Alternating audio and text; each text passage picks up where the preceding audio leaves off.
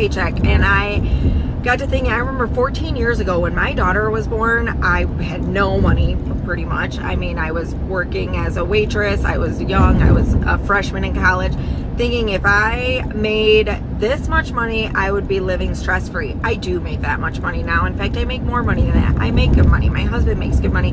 And we are living paycheck to paycheck. Just over the last 5 years, our car insurance has doubled, almost tripled, and no, we don't have any new tickets, no car accidents, nothing.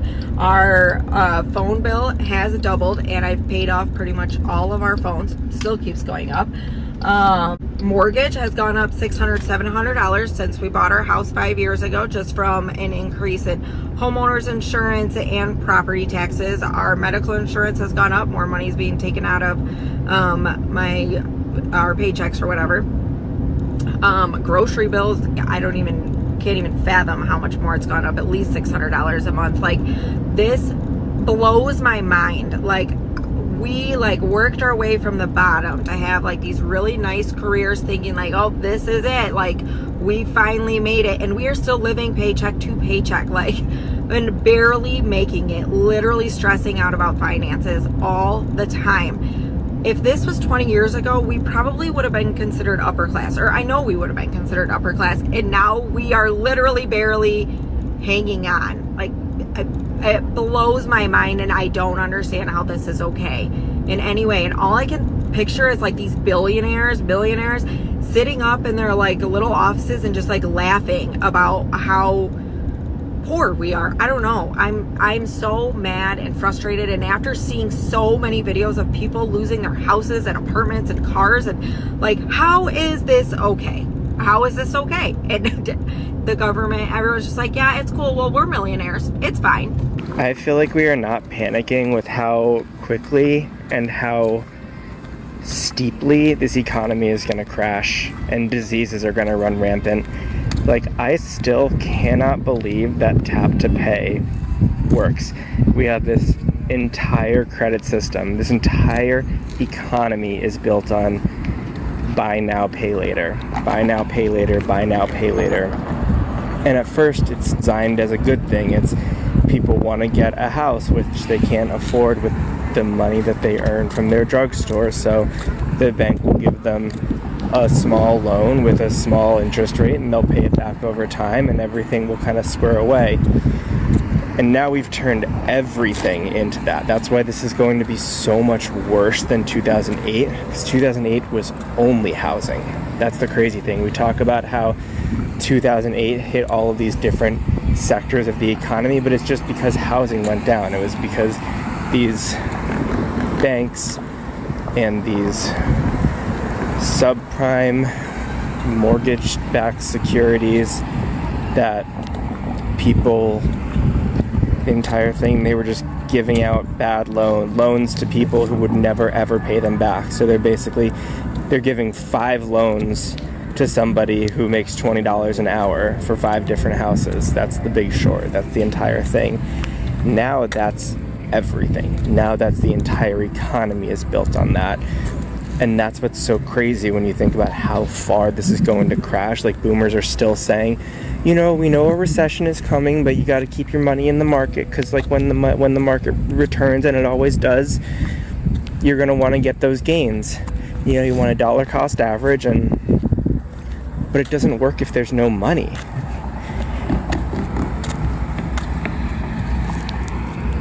We're now at the point of you can finance your food. Like, people are so poor that you can actually finance your food. We went from being able to finance a house to financing a burrito. That's insane. Just from a purely economic standpoint, forget the moral issues of everybody should have food as a human right. We're so far past that. The unemployment rate is 4.2% or 4.9%. Like, give me a break. 96% of people are employed. And that's not even to mention like adequately employed. Like, if you wanted to look at a real unemployment measure, you would look at like how adequately employed people are for their skill set and knowledge base. There's no chance that 96% of people are employed right now. When I have most of my college friends are either vastly underemployed or unemployed now. So that number is just completely wrong. I don't think you guys are going to be ready for me to tell you how much I just spent on groceries and show you what I got. I spent, here, wait, let me show you what I got, okay? Sour cream, salsa, cheddar cheese, turkey bacon, taco shells, 2 bags of tortilla chips. So they were like, buy one, get one 50% off, okay? So there's some deals in here. 2 things of salsa packets, these are like $1 each. Sourdough bread.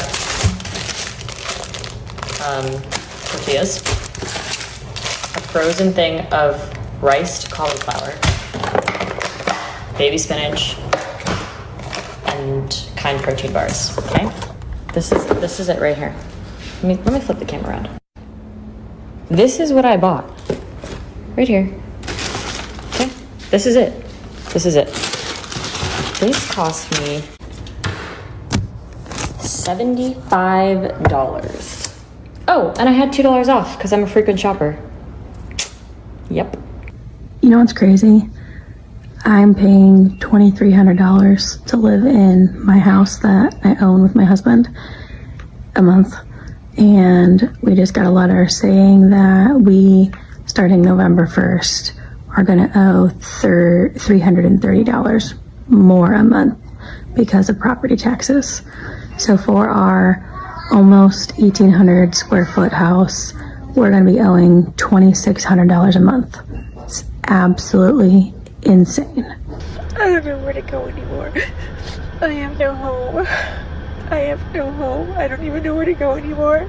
All I keep doing is driving back and forth on highways. We spend all our time in the car. I can't even cook for him anymore because it's getting colder outside. I try to do my best, but where am I going? Where am I going? I'm either driving to a friend's cabin, which is 3 hours away, or I'm driving to a campground, which is $38 a night and has a shower.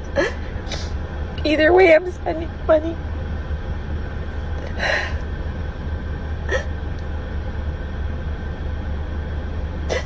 Inconvenience. This is inconvenience. They evicted me.